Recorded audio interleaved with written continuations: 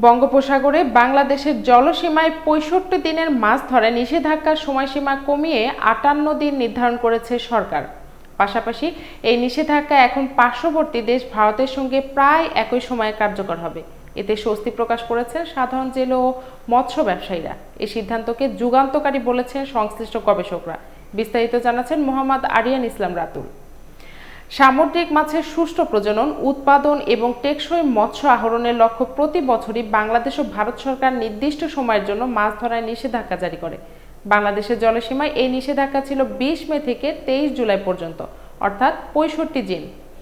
অন্যদিকে ভারতের জলসীমায় থাকে ১৫ এপ্রিল থেকে ১৪ জুন পর্যন্ত, মোট ৬১ দিন। এই সময় ব্যবধানের কারণে দীর্ঘদিন ধরে অভিযোগ করে আসছিলেন বাংলাদেশের উপকূলীয় এলাকার জেলেরা। ৬৫ দিন, এখন দিছে ৫৮ দিন। হ্যাঁ, ভারত আর বাংলাদেশে একইভাবে অবরোধ দিছে। এই সরকারকে ধন্যবাদ দেওয়া উচিত। ছিল ৬৫ দিন, এখন হচ্ছে ৫৮ দিন, কিছুদিন কমছে।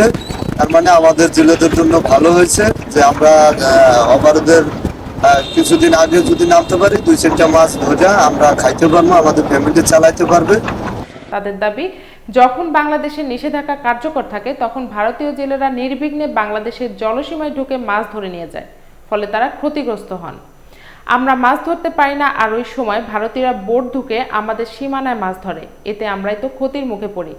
জেলেদের এই দাবিকে আমলে নিয়ে সরকার সম্প্রতি নিষেধাজ্ঞার সময়সীমা পুনর্বিন্যাস করেছে। এখন থেকে ৮ দিন কমিয়ে ৫৮ দিনের জন্য নিষেধাজ্ঞা কার্যকর থাকবে এবং তা কার্যকর হবে প্রতি বছর ১৫ এপ্রিল থেকে ১১ জুন পর্যন্ত। এবার নিষেধাজ্ঞা ভারতের সঙ্গে সামঞ্জস্য রেখে করা হয়েছে, যাতে দুই দেশের জেলেদের একসঙ্গে সমুদ্র থেকে বিরত রাখা যায়। এতে মাছের প্রজনন ও সংরক্ষণ নিশ্চিত হবে। সরকারের এই সিদ্ধান্তে খুশি সাধারণ জেলে ও মৎস্য ব্যবসায়ীরা। এবারের মতো যদি নিষেধাজ্ঞাটা সমন্বয় করে রাখা হয় তাহলে আমরা ক্ষতিগ্রস্ত হব না, ব্যবসাও ভালো চলবে।